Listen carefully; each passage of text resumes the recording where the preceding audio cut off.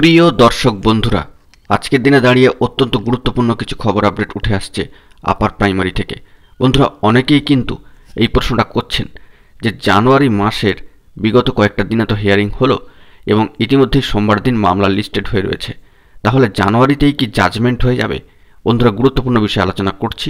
অবশ্যই এই ভিডিওটিকে সম্পূর্ণ শেষ পর্যন্ত শুনে বোঝার চেষ্টা করবেন ও সম্পূর্ণ ভিডিওটিকে দেখে নেবেন।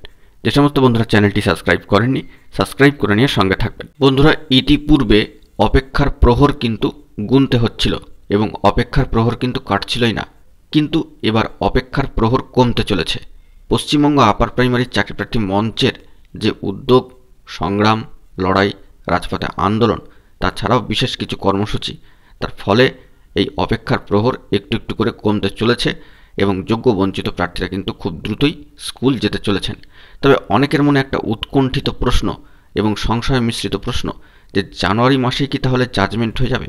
বন্ধুরা, এ বিষয়ে একটি তথ্য আপনাদেরকে দিয়ে রাখি যে সরাসরি অনস্ক্রিনে আপনারা দেখতে পাচ্ছেন আগামী সোমবার কিন্তু লিস্টেড হয়েছে আপার প্রাইমারি শিক্ষক নিয়োগ সংক্রান্ত মহা গুরুত্বপূর্ণ মামলা, যা 53 নম্বর আইটেমে রয়েছে, অবশ্যই স্পেশালি ফিক্সড ম্যাটারে দুপুর 12টার সময়।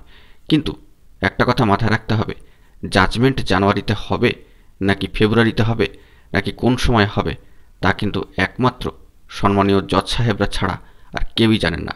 কারণ সমস্ত পরিস্থিতি পরিপ্রেক্ষিত সবার বক্তব্য শোনার পরেই একটা নির্দিষ্ট কনক্লুশনে এসে জাজমেন্ট কিন্তু হবে এবং সেখান থেকে বিচক্ষণ বিচারপতিরা যেভাবে পর্যবেক্ষণ করেছেন সামগ্রিক বিষয়টি এবং তাদের দৃষ্টিভঙ্গি, তাদের যে অভিজ্ঞতা, সমস্ত মিশেই কিন্তু জাজমেন্ট আসবে। তাই জানুয়ারি মাসেই জাজমেন্টটি হয়ে যাবে কি না এ বিষয়ে কিন্তু সঠিকভাবে এখনই নির্দেশ করে কিছু বলা যায় না। এবং যেহেতু সম্পূর্ণ বিষয়টি মহামান্য কলকাতা হাইকোর্টের অবজারভেশনে চলছে এবং রয়েছে এবং ডিভিশন বেঞ্চের সম্মানীয় বিচক্ষণ বিচারপতি এই বিষয়টি তাদের নজরদারিতে রেখেছেন, পর্যবেক্ষণে রেখেছেন, তাই তারাই ভালো বলতে পারবেন এবং একমাত্র তাদের পক্ষেই এই বিষয়ে বলা সম্ভব যে জাজমেন্ট জানুয়ারি মাসে হবে কিনা। কারণ আরও একটি বিষয়কে আমাদের মাথায় রাখতে হবে এবং এখানে উল্লেখ করা অবশ্যই প্রয়োজন যে সম্মানীয় বিচারপতিরা ডিভিশন বেঞ্চের তরফ থেকে সব পক্ষকেই কিন্তু এই মামলায় বলবার সুযোগ দিয়েছেন।